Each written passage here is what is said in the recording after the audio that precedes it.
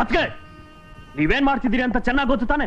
ಇವ್ರನ್ನ ಕತ್ಲೆ ಕೋಣೆಯಿಂದ ಇಲ್ಲಿ ಕರ್ಕೊಂಡ್ ಬಂದ್ರೆ ಮನೆ ಯಜಮಾನ್ ಇರ್ಬೇಕಾದ್ರು ಇಲ್ಲಿ ಕತ್ಲೆ ಕೋಣೆಲ್ಲ. ಇದ್ರ ಪ್ರತಿಫಲ ಏನಾಗುತ್ತೆ ಅಂತ ಗೊತ್ತಾ? ಏನ್ ಬೇಕಾದ್ರೂ ಆಗ್ಲಿ.